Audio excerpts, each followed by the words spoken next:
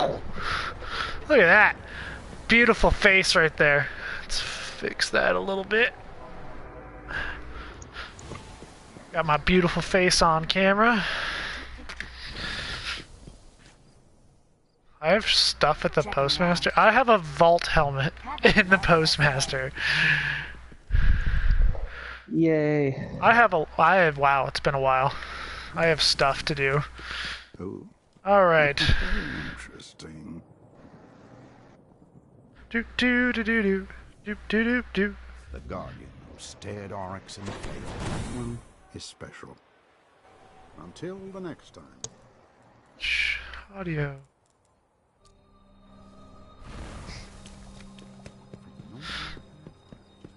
Are we live? Oh, we are live. I'm just making sure all my stuff is good, and then I can cut it all out when I post the rest of the video. At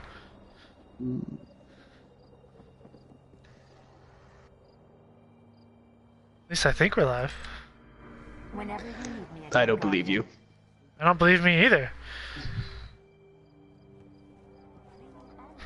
Oh. There's another tab. Oh, it's totally working. Look at that.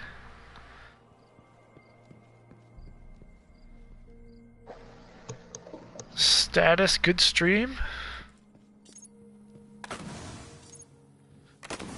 Alright. Did we ever find out what the nightfall is? I looked at the modifiers. I didn't actually find out. Whistle protocol broken. Oh, I have a viewer! It's Dan! Howdy, Dan. He's gonna watch it while he's on the toilet. That's amazing. Well, multitasking. I have so much stuff. Ready to serve. Oh, I have a comment and I don't know how to look at it. Where is it? Sup, nerd? Jolly Rogers. What's up, Set? You need to definitely set up your own YouTube account. You're talking Alright. to sets, not yourself, huh? Yeah, Set Top's in here. Alright, let's Oh, start seriously. off with our first impressions of Destiny 2. So, I was super stoked when I first watched the reveal stream. I don't know about you, but just the way Oh, it yeah. looked visually just made me freak the fuck out. You know, it was one of those things. I didn't watch it live, but I went back and I watched it. All the stuff that they were doing, like the Zavala trailer right in the beginning of it was super awesome. Kind of a mini history of the tower along with his story and kind of finding out what it's like to be a guardian. I thought that was just really clever and really well done. For somebody who's kind of a stiff character, to give him a lot more character, I think is really, really important. I agree. It was definitely a different approach from what they're used to in Destiny. They're definitely taking more of the story seriously this time, it seems like. Go to Indeed. orbit, Jeebus. Aren't you going to introduce us, Spike? Who's us? There's more than one of you? You and me? Oh. Well, I hope people know who I am, but do I say my full name? I don't even know. It's my first time. We'll be gentle. I'll be gentle. So we're doing the weekly raid, right? Yeah, totally. Two man. Challenge mode. Small arms, solar burn, fresh troops, exposure. You know what I'm gonna use? It took me forever to get. But it's not. Oh, yay! You deserve it, sir. You rock that Vex. I'm going to if I can find it. Welcome to the app.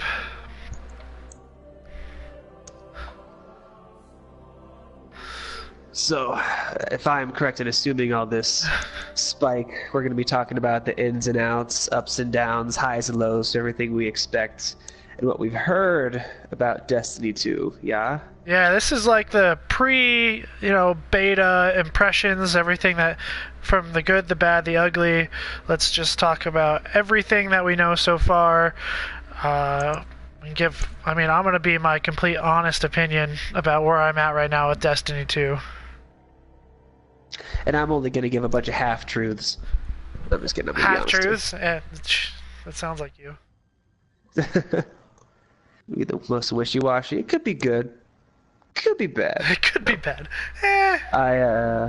I definitely have some strong opinions on some stuff, both positive and negative, and I'll also be voicing some of the concerns that some of my other Destiny players have to speak through them. They can speak vicariously through me because I've definitely. Why don't we start with the biggest concerns? I'm gonna go with my biggest concern, and that's leaving out the Exo Stranger. That was a great big bummer, especially the way I think it was Luke Smith talked about how that storyline is, like, in quotes, wrapped up nicely. Like, said something along the lines of, he gives you a sweet gun, and we don't know anything about her, and I think that's kind of a travesty, you know. I mean, it is realistic to, you know, to life where you don't always get all of your questions answered, but this isn't real life, man. It's Destiny, and she was super cool. It was a huge part of the game. Like, the Exo Stranger was Destiny 1. I mean, hands down, Exo Stranger made Destiny 1's, what little story it had, it made it. And we know nothing about the Exo Stranger. What's up? Like, how can you just say it's not going to be part of Destiny anymore? Like, well, unfortunately, there's a couple things that kind of go into that same vein. You know, they're kind of erasing our pre-known notions of the darkness and kind of putting that on the shelf. Actually, I have that under my good section. We'll get to that in a little bit, but okay. I think that's a good thing. I think that gives them a base to do a lot of things that they were missing out on in Destiny 1. They're definitely having a trim. It's so funny. I want to say trim the fat, but it's not like they're. First of all, I'm a lore person. I enjoy listening to the lore. I will be honest. I don't go and read the Grimoire cards, but I do enjoy listening to, you know, podcasts and YouTube videos, and there's such a wonderful and rich history to Destiny that we'd all like to think kind of interconnects, and I think the Exo Stranger was our first kind of punch to the gut, being like, oh, maybe we're not going to get these questions answered, and that kind of. You know, I agree. Like that leads into my next point of the Grimoire being completely gone. I know My Name is Bife touched on this pretty That's Rasputin, you know, intensively, but like to leave it out completely is to me just ludicrous. I understand it takes a lot of time, but they put this huge foundation of Destiny and how this world is built, where these enemies come from, and why these enemies are doing what they're doing, and you could find that out through the Grimoire.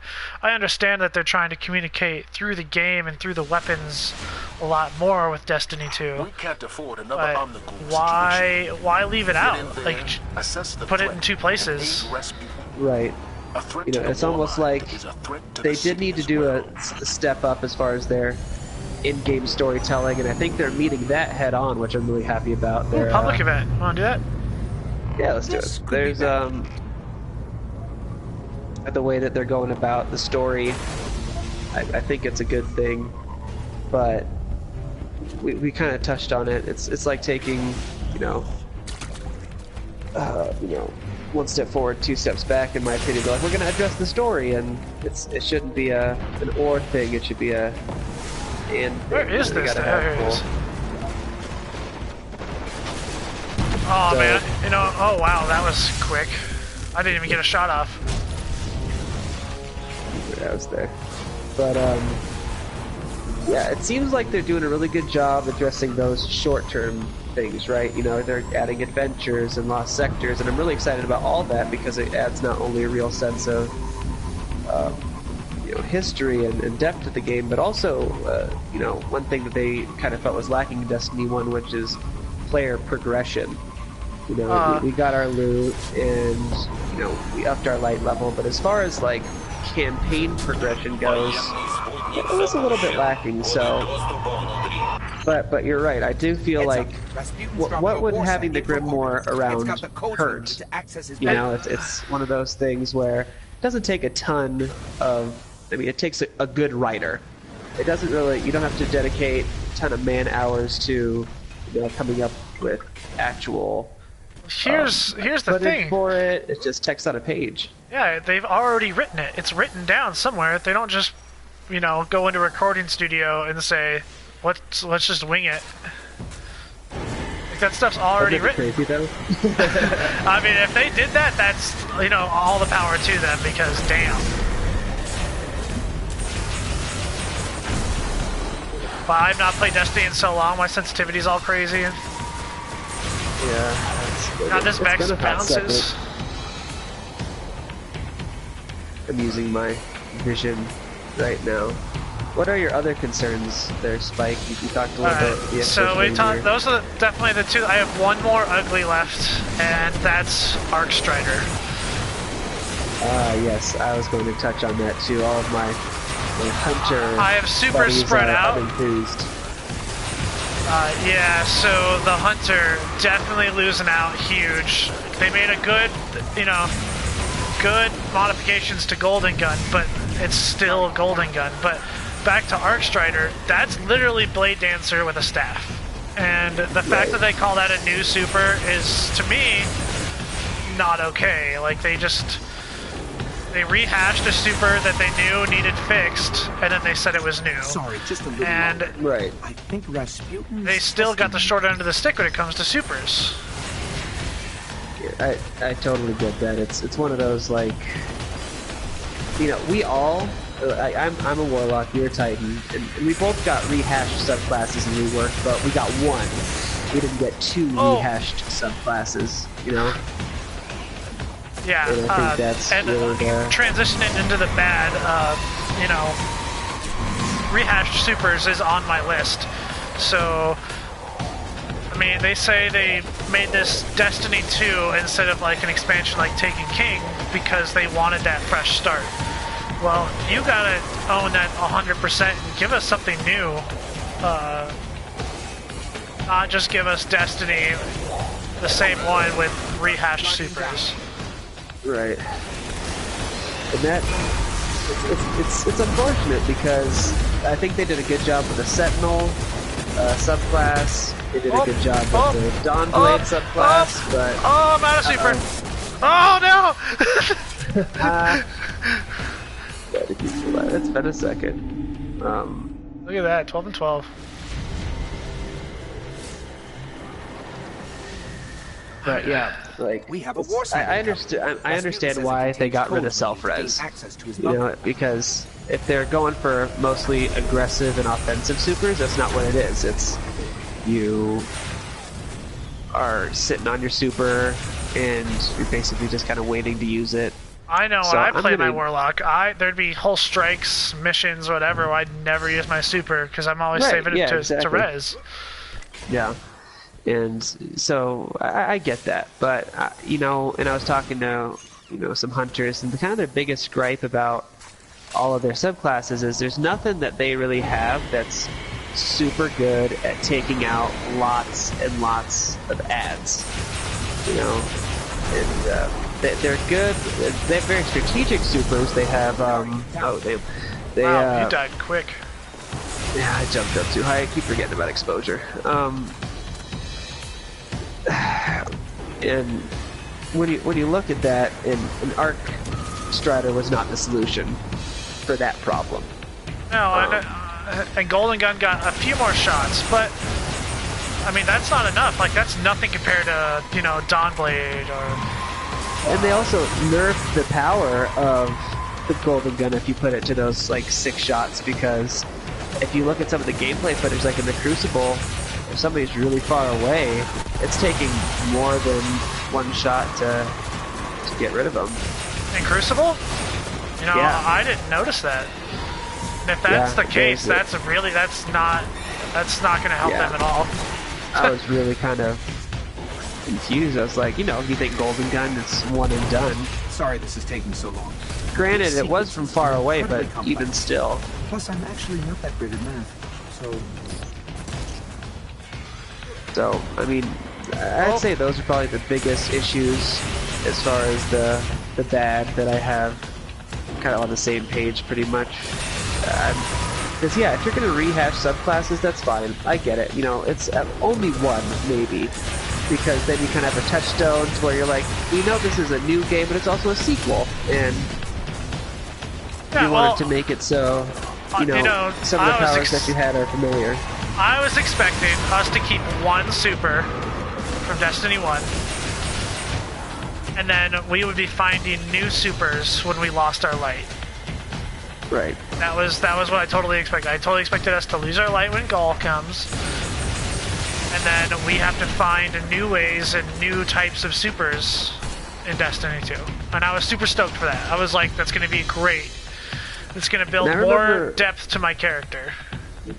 And also, okay, so here's something that goes along with the subclasses too, and I get it for a lot of the new players coming in, but also, I'm not sure if you've really thought about this much, Spike, but the way that they've kind of structured the perk trees for your super have become a lot more generic. There's way less customization. Custom, yeah, which I kind of find to be a bummer too, because you got, you know, people will look into those subclasses, they'll dive into those subclasses and find different ways to do things, and like I remember when I watched a video that for Stormcaller, there's a way you can basically get unlimited melee and grenades, and I was like, well, that's really cool, and that's not anything without a lot of tinkering you'd figure out, but it seems like they're taking a lot of that choice away.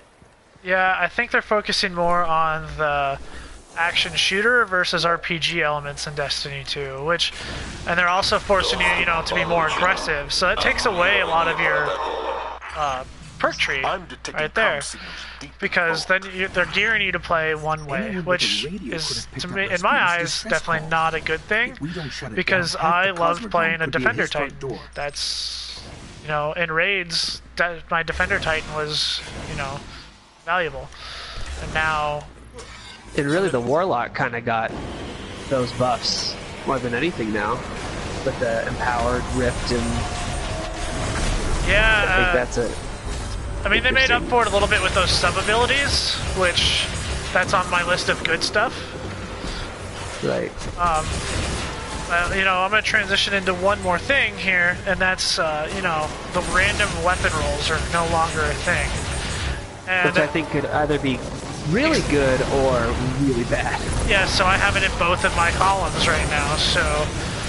So what do you think is bad about it? So, if there is limited weapon or resource, if there's the same amount of weapons in Destiny 2 as there are in Destiny 1, which I know there's a lot, but it's really not when you look at it. Like, everybody knows what a Matador is, everybody knows all the weapons, right? Like, and if you exclude all the...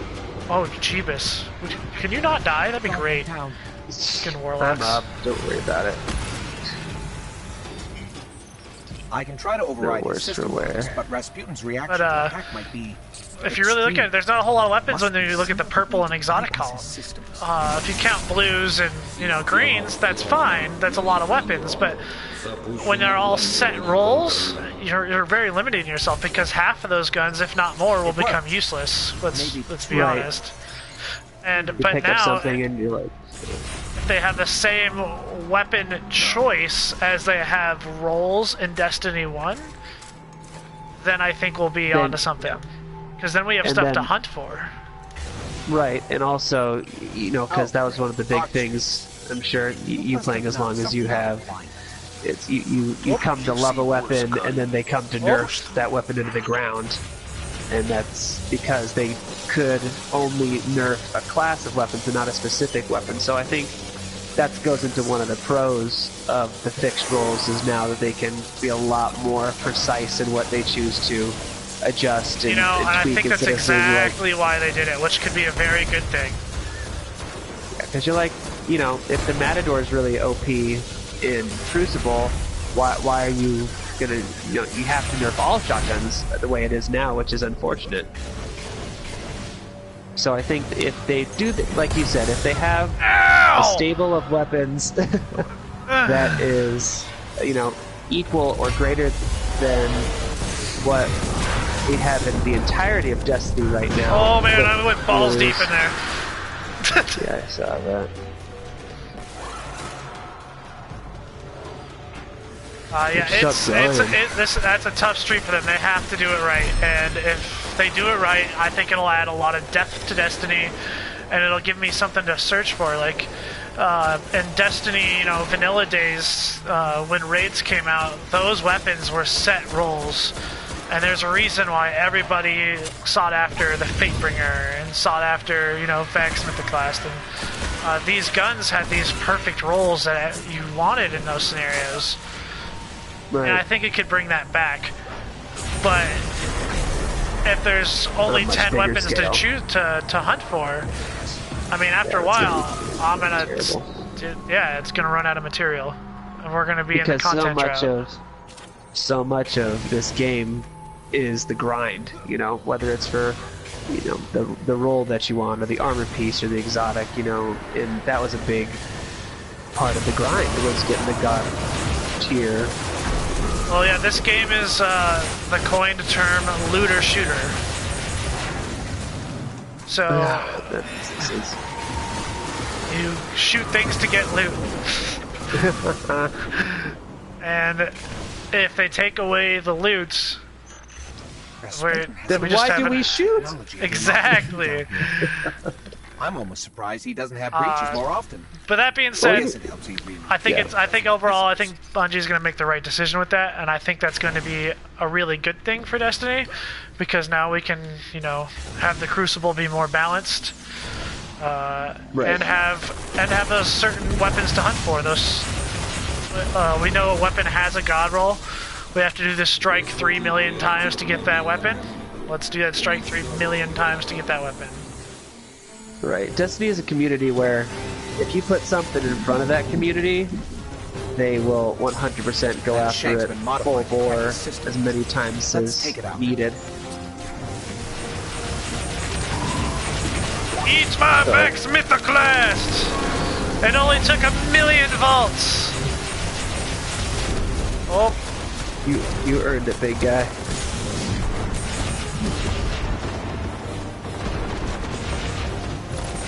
So what's in your good category then? We've been kind of negative, but there are a lot of things about D2 that are we gotta go one more with negative, and it goes to Crucible. Okay.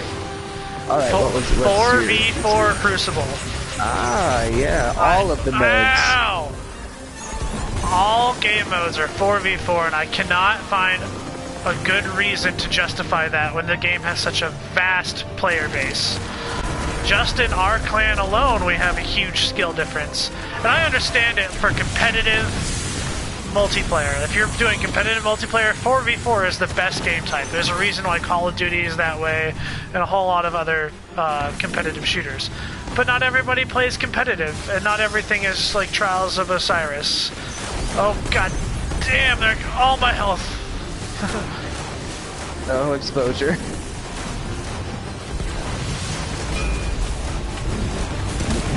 The fuck out of my face! No! No! Oh god.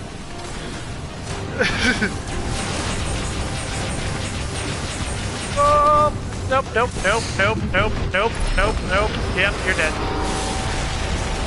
Yay! You know, they probably have a key? built that thing out of scrap from the Cosmodrome. I got a key for no reason. Let's open it and break it down. I'm gonna use it. Got the devouring maw. And Mark of the Chosen. Would I be more useful with a larger chassis? Yeah, for 4v4, and like me, I'm not a big competitive Crucible player. I mean, I enjoy the Iron Banner, but I'm not very good at Trials, and I mean, I understand why they're getting rid of, like, you know, things that they tried out and wasn't super successful, like doubles and things like that, but I don't know, I kind of like the occasional change of pace where it was like combined arms, or, you know, something that was really hectic. All those big maps. Oh wow, look at that, I got an exotic. Look, you got infusion fodder. So did I, though. Mm-hmm. I don't think I have anything that's not 400, though. Yeah. But yeah, I'm interested to see 4B, you know, and the way that they're also doing heavy. What do you think about the way that they're setting up, like, in Crucible, where it shows, like, what every player has, like what their loadout is at the top of the screen, who's got super, who picked up heavy. I think it's fantastic. Okay. That's Are fantastic. we bridging into the new, into the good stuff? A little bit. Like, I'm still on the 4v4 thing. Like that. Like the outlining supers and who has what is really good for competitive multiplayer. It adds more depth to their competitive multiplayer, but they're focusing so hard on that, which is such a limited crowd, that they're taking away from people like you that like Iron Banner, but you like to go and play Iron Banner Control, and you like to play, you know, those bigger game modes where you have a better chance of coming out of a gunfight because there's such a vast player difference going on. And then when you limit players, you limit the people that go in there, because people that are going to go in there are going to get wrecked, and then they're not going to want to do it again. And it's going to become this exclusive part of Destiny where nobody's really going to want to do it. And that's what I'm worried about the most. Like, I'll play Crucible because I play multiplayer shooters all the time. And it doesn't bother me. But, like, for, you know, some players that we know, that's not going to work. They're not going to have a good time. And especially for those, you know, things that's the only way you can get that certain loot, you know, it's fun. And it seems like from what I've seen that the Iron Banner is coming back. They had a leak, a little bit of, it wasn't a leak, but somebody noticed that in one of the trailers the Hunter was carrying a sword and carrying like all Iron Banner gear, so seems reasonable that the banner's coming back, and then we have Trials of the Nine. But you know, what's going to be the differentiating factor to those? You know, if they're all 4v4, what's to stop them from making them feel the same? Yeah, and then so you mentioned something that I completely forgot about, and that's Trials of the Nine. And Trials of Osiris in Destiny 1 had a very special place because of the Grimoire and because of what it represented. And we know there's an Osiris DLC coming for Destiny 2. But why is it called Trials of the Nine now? Are they going to relate that to Trials of Osiris? Does Osiris have anything to do with it, or are they cutting it out completely? I'm so confused on that. Look at my shadow just disappear. Boop, boop, boop, boop. It's one of those, like, maybe because there is an expansion for Osiris that they are going to delve into that, so it's less of a mystery, or is it just, once again, are they just rehashing it and using it to do something else? But you're right, there's, and for those who didn't get a chance to kind of read up into the lore, they don't know about, you know, why there is a Trials of Osiris. You know, you're trying to find, like, the best, the creme de la creme of Guardians to potentially fight in this, you know, potentially life-ending thing, and Osiris is looking for the best and the brightest. But how do you think that's going to connect into the Trials of the Nine? I don't know. And then, like, how... There's a lot of unanswered questions there, and I think Bungie has to tread lightly on that, because there's a lot of players that took Trials of Osiris very seriously. And not just because of its competitive multiplayer, but because of what it represented. And if they don't tread lightly, then it's going to hurt. And so, like, there's a lot of things right now. Let's kind of, like, wrap up what we've been saying, is there's a lot of things that they're changing in Destiny 2 that are completely different from the way Destiny 1 approached things and the way Destiny 1 was, that could turn a lot of players away. Now, players that have been playing the game, otherwise true. They don't really know the difference. Especially players that, like me, have been playing since Alpha of Destiny 1, and then they played Beta, and then they played, you know, they did that vanilla grind, they grinded the heck out of Vault of Glass to get that gear, and they experienced them taking away gear and re-adding gear. There's been a lot of things that they've experienced that they worked hard for, and they're taking away in Destiny 2, which is a really ballsy move. But transitioning to that, to the good, how this can be a good thing.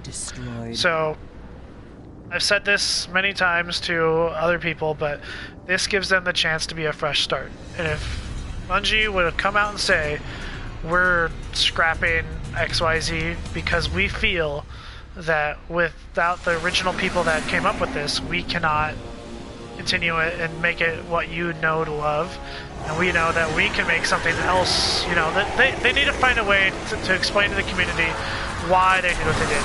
But I think it can be a really good thing, because there is a lot of things wrong with Destiny 1. Oh, of course. But I think Destiny 2 has the opportunity to be everything that Destiny 1 was not. So I'm looking at Destiny to be more excited as more of a revamp They've sealed the door with Hive than runes. a sequel. Right. Of course they have. And I think that it's kind of like I compare Destiny 2 from what it feels like to, like, if you're a Star Wars fan, kind of like The Force Awakens, you know, where, you know, maybe in this first round, you know, you got to really pay respect. You can't change too much, otherwise you're going to irritate the people who are really die-hard fans of this. You know, a lot of people saw The Force Awakens and they're like, oh, you know, it's just A New Hope mixed with a bunch of other stuff. And I get that. But if you didn't do that, you would really irritate a lot of what makes your core player base what it is. But then after that, I see them kind of going more out on a limb in their expansions and being more adventurous. But I think, personally, my biggest kind of applauded moment, and if it works the way that I think it's going to work, I think it's just brilliant, is the guided games aspect of Destiny 2. Because that was just, I mean, you brought me into the game, there was already a clan established, and that's just kind of what I thought happened. You know, I thought people had people that they could raid with, and people that they could, you know, do trials with, just kind of automatically. And come to find out, it's the minority almost that gets to do full-fledged raids and hop into those endgame activities. And you know, not knowing anything else, I was shocked to hear how many people hadn't even done a raid. You know, I went onto LFG and people, I've never done a King's Fall, or I've never done a Crowd, I've never done a raid. Could you help me through it? I was just shocked at how many people hadn't done that. So I thought guided games is a really eloquent way that they went about solving that problem, where it's not forcing matchmaking on people, and it's a two-way street, you know, to improve gamer experience. You know, you have the clans that can rate the players and vice versa, so that way everybody's kind of getting a good gaming experience, and you don't even have to leave the game to do that. You don't need to go to a LFG site to make that happen. So I thought that was a really good insight on their part, and I'm really looking forward to... I was really impressed with the way they approached guided games. I think it leaves huge opportunity, only if the community plays along, which the Destiny community has always been fantastic, so I think it won't be an issue. Right. But there is that stigma of, like, is this clan going to start a raid for me to join? That's what I'd be worried about if I was... I've never had to worry about that, because I've always had a good player base in Destiny, which, like you said, seems like the norm, but there's so many people that I've helped that have never raided, just randomly. And it blows my mind that they missed out on probably the best experience Destiny has to offer, and that's a raid. Yeah, I was dumbfounded. I'm like, really? You've never done this? I mean, how many times, you know, you run a King's Fall or just grinding over and over and over again, and then I hear that, it's like, what? Really? You've never even done one? But I thought that was a really good solution, and I'm excited to see how that goes, and I'm also excited to see, I mean, it's one thing a lot of us like to go to the Destiny community just to help people out, but it's nice that they're also giving incentive to do that too. Did you just melee me across the map? I meleeed a knight. Yeah, and you made me fly forward. I was like, what? Ow, ow, ow, ow, ow, power. But I'm really happy that they're supplying incentive too to give people, you know, an opportunity to get in there and raid. You know, the better the clan is, the more rewards they get. And they've been pretty vague about it up until now, but I'm glad that their mind is in the right place as far as that goes with guided games. Yeah, I'm really glad they took a look at what they had, and they know it was the best experience and how they can get that to a more variety of players. Because they were very adamant in Destiny 1 about no matchmaking, and I think they went about it the right way. Now we know. Right. For me, my wow moment was when they had they were doing that first mission, and you're going aside Zavala, and he pops a bubble right next to you in the middle of the mission. Like, the feeling of them fighting alongside you, NPCs that have never moved away from the tower before. Or the table. Or the table, that have more of a, you know, more of a role to the story. That made me super stoked. That's something I've always wanted in games in general.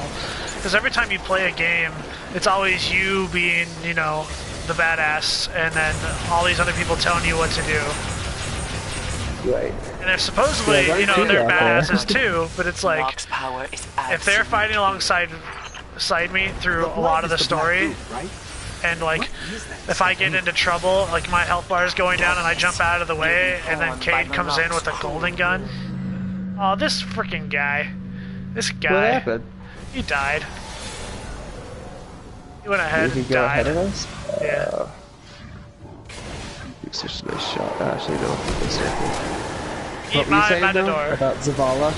And basically getting them with the NPCs? Well, yeah, just imagine just being like in the middle of a story mission and your health is low, and Cade comes in with a golden gun and saves you. Right. Well, I think that's something that they're... Oh, that guy died again. Golden gunned himself off at the edge. But no, I think that's big. They're taking a lot of these characters who, you're right, we've heard stories about them. Apparently Ikora is really good in the Crucible. Apparently Zavala is this really epic hero. You know, there's apparently Cade does, you know, he's this master kind of swashbuckling pirate of a, you know, hunter who's super good with his golden gun. But you're right, we've never seen it. And so it'll be really exciting. It'll be really exciting to see that, if that comes to fruition the way they make it look like it's coming to, at least from the first mission. Right.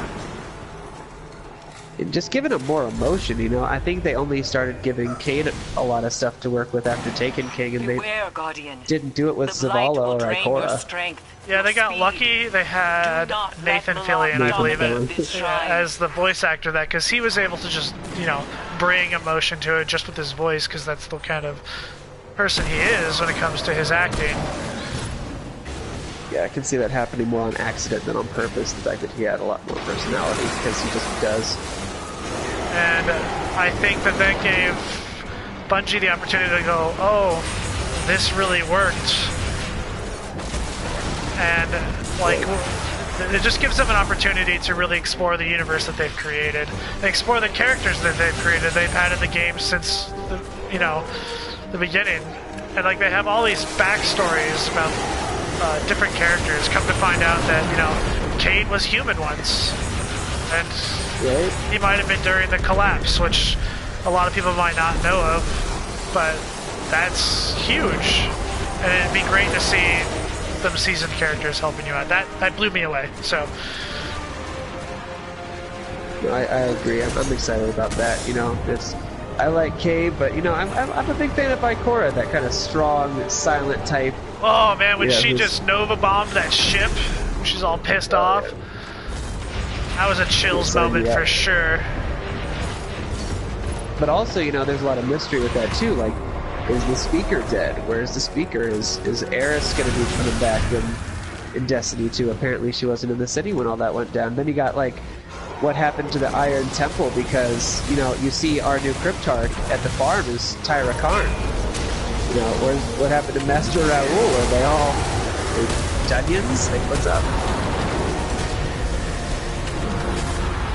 Oh! Swarm for the win! Ah, get out of the fire, it's hot. What else is on your positive list? Because we went over kind of the better storytelling. As soon as I stop dying. Alright. So, did I mention the story looks awesome? Yeah. That's the biggest one that they're all excited Let's go back to the point we talked about later, the ambiguous, unknowing darkness. Right. What does that even mean? So, like, even if you read the Grimoire, you could make assumptions of what the darkness is. You could be like, oh, that's, you know, that could be the worm gods, or that could be whatever you wanted to believe from the Grimoire, but they never specifically say anything. And that's because even Bungie admitted they didn't really know what the darkness was. So them taking the darkness out and flushing out these enemies gives them a place to really flush out what that actually means. And, see, I can get behind that. It's just, I would hate to see them abandon it forever. You know, maybe they get some time to flesh out exactly where they want to go with. But I'm pretty sure they just said it's not abandoned forever. It's just what I said. Like, it gives them a chance to start fresh. And, you know, that's what it needs. That's as big as the darkness is, we need to know more about what it is, what it originates as, and if they don't even know, they need to figure that out. And that's mostly because, you know, they had the original writer of Destiny left. Right. Before Destiny 1 came out, and that's what put them in this big bind of story and everything else. There was just a big hole there, and instead of trying to fill that person's mind, I think they're going to take the route of redefining what they believe to be the darkness and then introduce that to us over time. And I think we'll see that as Destiny 2 progresses. I think they won't mention it, but we'll have a better understanding of what's going on and who our real enemies are and why there are enemies. And that's really important because obviously Gaul knows who the Traveler is, what his abilities are. I say his, but what its abilities are. And why he's so pissed off of that he doesn't have them. Like, there's a reason there. And then there's that new character, the Council, who's supposed to be kind of guiding his hand too, so that's even gives him more depth. So, I think they're going to outline the Traveler, what Guardians truly are, where their powers come from. Because we're losing those. So, it's one of those things, they talked about it, I think, in the E3 trailer, where they're like, we're going to explore in this game what it means to be a Guardian. And I thought that was, you know, pretty profound, you know, because you're right, it was a little convoluted. So if that takes just, like you said, maybe putting the darkness on the back burner, I'm okay with that to kind of flesh out, you know, like you said, who our enemies are, who are our friends, who are we, you know, and, you know, why are we chosen? And also to get those answers, not only in the vanilla, but also in the 2 confirmed DLCs with Rasputin and Osiris. Yeah, that's going to be interesting. And, you know, that's also on my positive list is... So, they have taken... Like, we just talked about them. They're resetting. Destiny 2 is kind of a reset, which I'm thinking of it as, like, you know, a revamp more than a sequel. They're going to take... You know, Destiny 1's going to be its own thing, and always forever will be. They're going to take what they succeeded with, what people truly loved. I mean, I'm talking the vast majority. I'm not talking, you know... like hardcore people like My Name is Bife. They're taking what everybody mostly loved, and that's raids, the gunplay, the characters, you know, differences in weapons. They're taking all what they've built off of, and then they're kind of just starting afresh with a new team, and how they can interpret what's already been there to what they want it to go forward. And the way they're doing that by keeping some of the old stuff is that Osiris DLC, is that Rasputin. They're saying, we didn't forget about you right off the bat when they showed that. We have not forgotten about original players. We are bringing stuff back that you know you love, but you have to let us get our reset first. Right. They gotta pay homage to everybody before they move on. But let me ask you something. In what column, good, bad, or ugly, would you put the new weapon system? I have it as in between. I was going to leave that as its own talking subject because I don't know how I feel about it. Later. Yeah, let's go over a couple more things that we talked about. I'm always wanting to lead. I'm here at your leisure. What are we talking about? No. Like, I want to get to that as its own thing because that's a huge thing. Let's go off some of the other things that we've kind of already touched on. There's 2 in the good column that I put in here, and that's Sentinel and Dawnblade. Right. Subclass-wise. So, they did a great job of revamping the Titan Defender class and, you know, the self-res Sunbreaker Warlock. We know that that's what they are. They're not they're technically new, and they are new, but they're replacing those. Right. And I think that with the Sentinel Titan anyway, I can speak more to, just because even in Vault of Glass, I'm a relic holder. I always am. And, you know, it supposedly acts just like the relic. Who was that? Good work. Yeah, I was dinking around in here. But, they took something that was really successful, and they put it to a character I believe, you know, represents that type of, you know, artifact the best. Not just... not just because, you know, Kabir himself was a Titan, but because what the kind of character the Titan is supposed to be. And they're gung-ho in the fight, but they're also defenders at the same time, right? So they're not... They don't just sit back and pop bubbles, which, I mean, I love my bubble, but that's not the kind of fighter they are. They're up in there to be a defender. They fight the fight so you don't have to. It's really the kind of Titan purpose.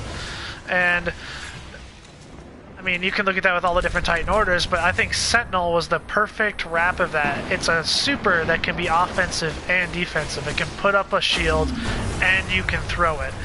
And you can dash with it. And you can do all these cool different things. I feel really bad for the Hunter, but I mean, that's an amazing super for the Titan specifically. Like, they really thought of what kind of character the Titan is. And then I thought the same thing with Dawnblade. When I saw that for the Warlock. They're really leveraging what's good about a Warlock. So not only do you float in midair, but you throw these magic fire blades at people. Right. That's amazing. I was super stoked. You know, it does touch a lot on that space magic, you know. It's like self-res was cool, but and it was cool that you know, it's useful. But that's really all it really is. It's useful when you need it. But like you said, you'd be sitting on it the whole time, and maybe you had a Talak or something like that kind of played with that, you sitting on your super the whole time, or Scory before they nerfed that to the ground, where it was somewhat useful. But more often than not, you know, it's we were sitting on our super, and now we don't have to do that. It's something that we can kind of look at and get in there. Oh, they do solar damage. Just FYI, in case you're wondering. It's painful. Yeah, those rockets that you just raised me into. You'll be fine. You'll be fine. Alright, let's go back to what you want to talk. Let's talk about those weapons, the new weapon system. Right. Because part of me's like, okay, and then I think where their head's at is smart, but then I'm also kind of questioning why you would put certain...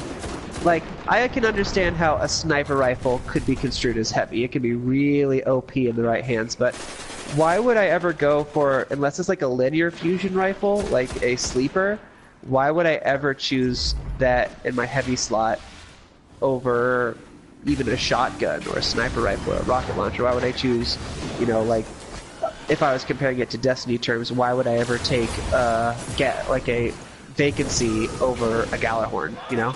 I agree, and that's the bad side of that column, right? Like that's what I think. I think the exact same thing. Like, and then they're limiting also.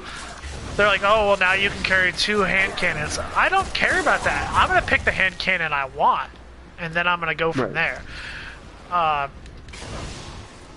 Here's where it can be a really good thing, and in my eyes, they have to do this. And Destiny has always been about making you feel really powerful, right? Like, you've never felt weak in Destiny.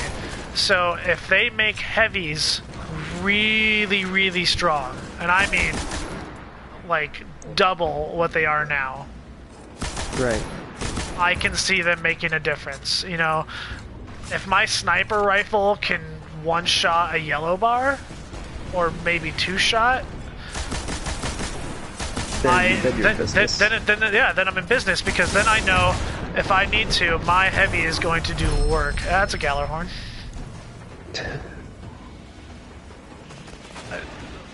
And it doesn't matter what my heavy is, because I know that if I'm going to be doing this strike and I have a ranged boss, I'm going to bring in a sniper heavy. You know, maybe if it's medium range and you have to move around a lot, that's when you can use a fusion rifle. If you're close range, then I can pull out a shotgun. You know, then there'll be the mix of in-betweens, like the dubious volley. I don't know where the heck that's going to sit in. Right. It'll be interesting. I'm excited that they're finally bringing that in to the game. Yeah, that's... You know, that's definitely definitely fan service there. I just don't... have service for your fans. It's a controversial thing in my eyes where this is at, and they have to do two things right to make it work. I think they need to make heavies even more powerful than they already are, so I don't feel like I wasted an entire clip on something. And they need to address some of the stuff we talked about earlier with the loot and have that vast majority of loot to choose from. If I'm going to be limited to sidearms, you know, scout rifles, hand cannons, auto rifles, in my primary and secondary slot, I better have a lot of them to choose from. And they better have tons of different types of stats. Like this hand cannon is really good far away, and this one, but it's slow to shoot or something. I don't know. There's a whole lot of... Wow, did you kill him already? Yeah. He did. It's okay, and here's loaded lockouts or lockout loads on your list? Yes, and that's under a good thing. I think so too. I think that it's going to add depth to when it comes to serious Destiny players. And I think it should only be on certain game types and modifiers. If it was like a modifier for a Nightfall or a raid, or limited your loadout like in Trials of the Nine, I think then you got something going there. But if it's just thrown in at times, I think that just has to be done right. But I think it'll be really good. It'll add depth to choosing what you do before you go in and go, crap, I chose wrong. Working with your teams, you know, maybe you have one person who's designated sniper and you have somebody else who's going to be controlling ads. You got to be more coordinated with your team to make sure that you guys are covering all your bases when you have to go into a locked loadout. So when I heard that, I was actually pretty excited too. I thought that would be pretty cool.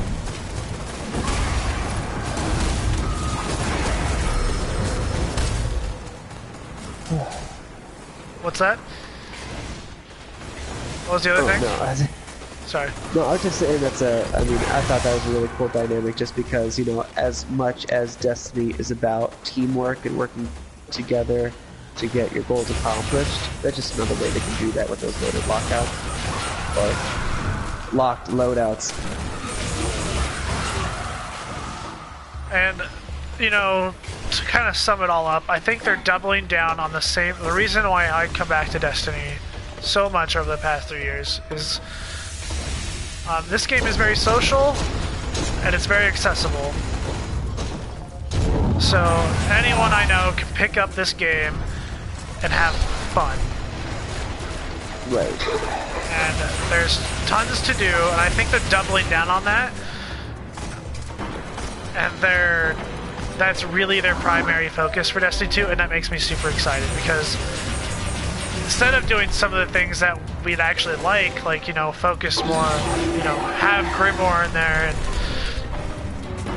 focus more on hardcore, you know, selections of class loadouts, which I think would still be a good thing, but it also makes it more accessible for people who don't play very often. Right. And like for me, when I first came into this, and same thing with Silver, you know, neither of us were really first-person shooter players. We really didn't like those type of games, but there's something about Destiny that you said that really anybody can pick the game up and enjoy it. So as long as they keep to the core of that, I think, you know, there are things that can be adjusted and some missteps that we've talked about already, but all in all, if they can keep the spirit of that, I think the D2 will be in good shape.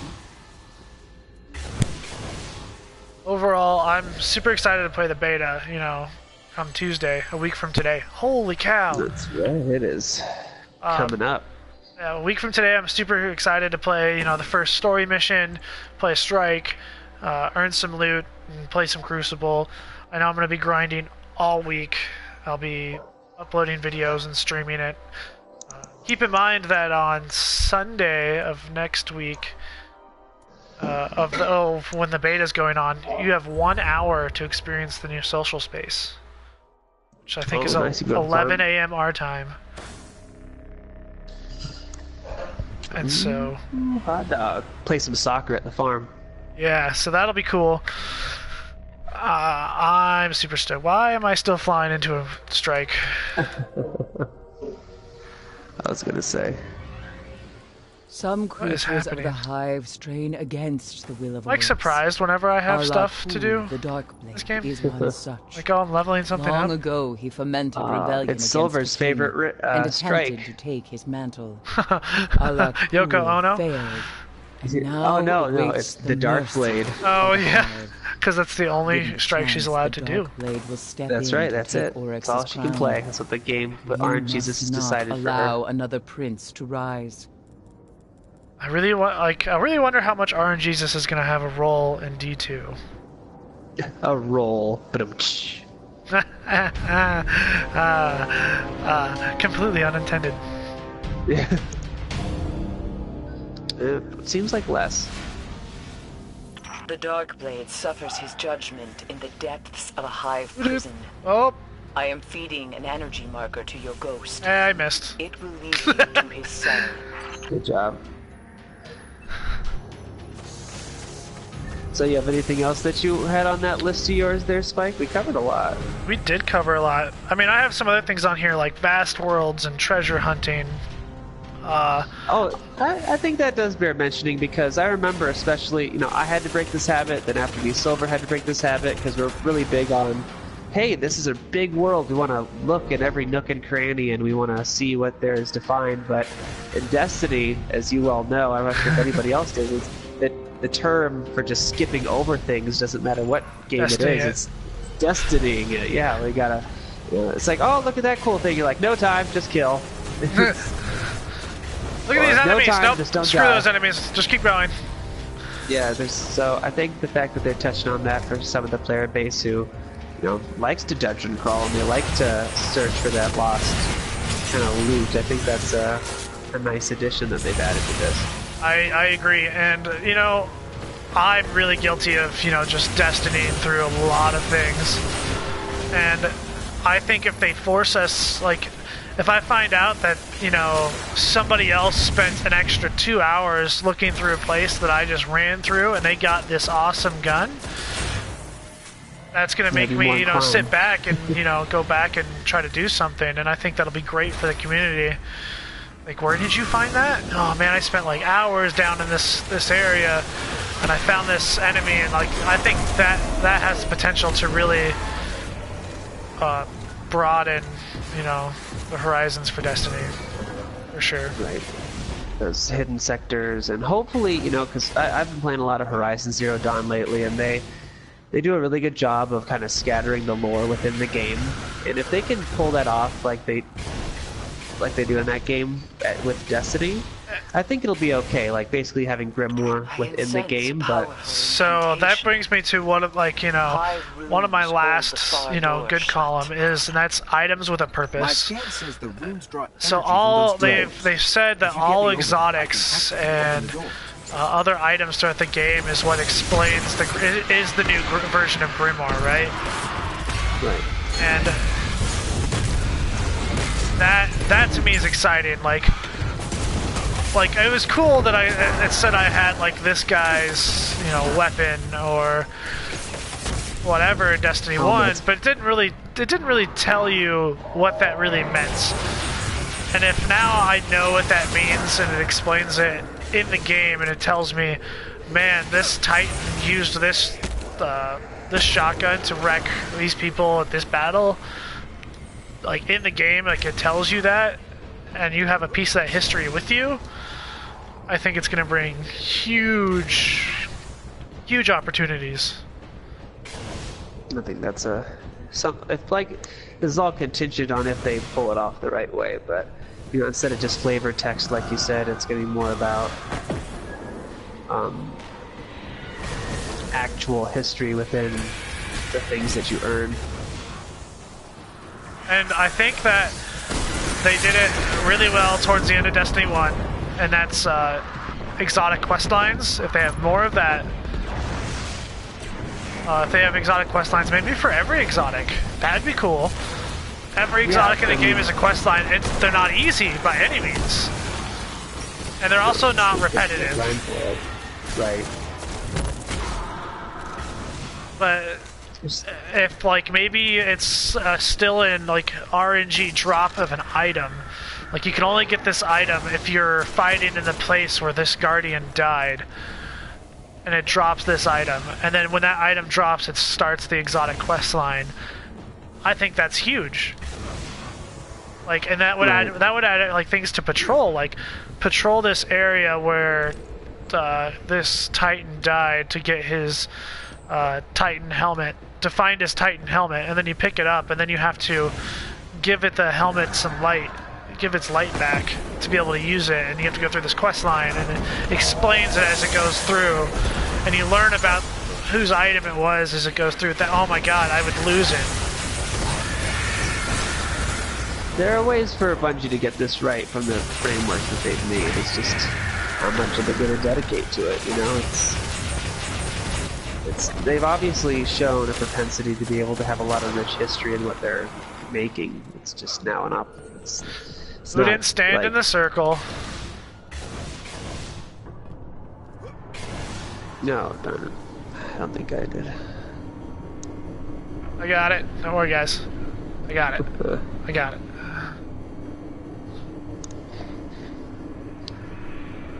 There's definitely a lot of opportunity for them to get a lot of things right. For me to just forgive everything that they're taking away that I loved. Because there's a lot of things in this game that irritate the living piss out of me. Now, the one thing that is, I should have put in the ugly column, and I didn't think about it till just now, is no dedicated servers. Once again, we're not getting those. Oh my god, you did it twice, Chili! I killed the witch. No! I missed. Oh, what did you do? I'll get it. It was supposed to be you in the first place. I killed the witch. That guy just dances. He's contributing. Look at this guy. Look at him.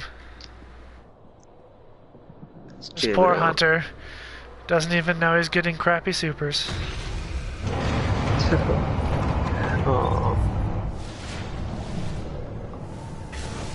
Oh. In the defense of Arcstrider, we've never played with it, so... That's true. I mean, you know, I was looking at it, and seems like it has like a mini Titan Slam to it, but you know, I understand why hunters are disappointed with it. And at first I was trying to be positive, like more positive about it, but you know, it's easy for me to sit here when I'm getting Dawnblade in the next game, you know? I mean, I play as all three characters. I made a Titan, but I play as all three, and already the Hunter is my least favorite character, and it's the one I want to play as the least. And I know there are we know of a lot of Hunters that are die-hard Hunters. Right. And some of them say they're excited, some of them are really disappointed. Yeah. And I get it too. It's like when we were supposed to get like one rehashed subclass, you know, they're getting 2 minimum.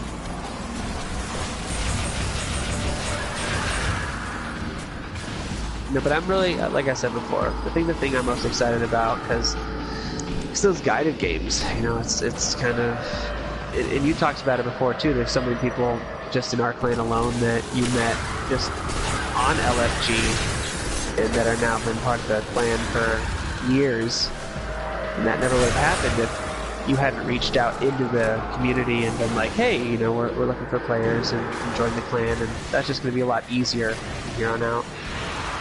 It's also a lot of responsibility too. because now Bungie is looking at experiences that those people are putting on, which is a really good thing. So if you got a really toxic clan going out there and just telling people they're awful and giving awful reviews, they're gonna see that, and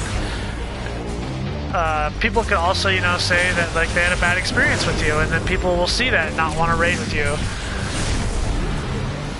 So I think it's great overall. I think they're doing it the complete right way. Yeah, for sure. I agree. I wholeheartedly agree. And it's been a roller coaster for me for getting ready for Destiny 2. I've been up and I've been down. I've heard certain things like, oh, that's gonna be great, and then I hear other things. I'm like, I don't know what's happening. So it's all in all, it's gonna have to be, you know, on the day. Which is why I'm actually super excited for the beta. It's going to give us a glimpse of gameplay and story and how everything is going to work. And I think Bungie is doubling down on that. They've said, we're going to give you the beta, we're going to make it so that you know what you're getting into, and we know that you're going to like it. And so I like that confidence. The wizard Varrock was his mate. I'm going in with that confidence. I know that I'm going in with confidence that Bungie says I'm gonna love it. King's throne, at the head of an army built on hate so and pain. I'm excited. Come Tuesday after work, first thing I'm doing. Romantic. Destiny it up. Yeah. Well, after work out, you know, but you know, Destiny all night. Probably won't go to bed early. I know that I'm going to be playing that whole week. I'm going to make sure that my character is as leveled up as possible. For reasons I don't know, because it's not going to make a difference. It's all going to go away. Are they going to give an emblem? They did confirm they're giving an emblem for playing the beta. Okay. That's good. I wish I would have gotten this game. Learning from their mistakes, Bungie is.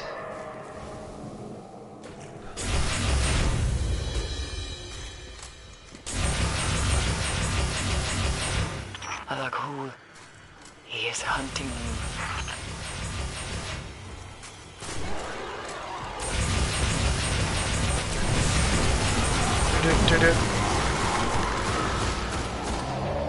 I've never been able to do this glitch.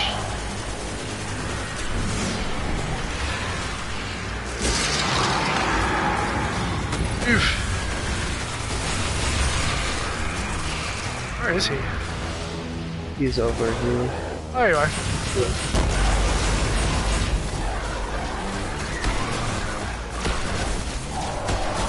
What were the modifiers for this? Solar and special. So I'm matadoring him to death.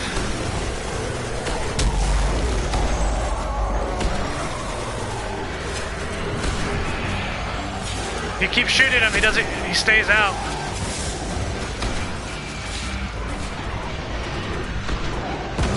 No! I got him so low! What the heck? That was laggy.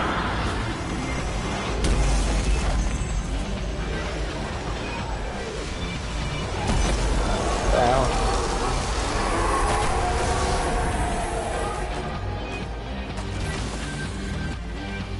Mark of the Pilgrim Guard. Alright. Do you have anything on your list that you wanted to talk about? I think we covered it all up, man. Cool. I'm all out of things. All I have to say is, god damn, does that game look beautiful. But they can still fall to I'm excited. For it. I'm excited for the PS4 Pro support. Have that on my nice 4K. That is why we must rise above, Guardian. Alright, well, thanks for chatting with me, Chili. Yeah, of course. Absolutely. Check me out, RsQ peeps. Random side quest on YouTube. Alright, thanks everybody.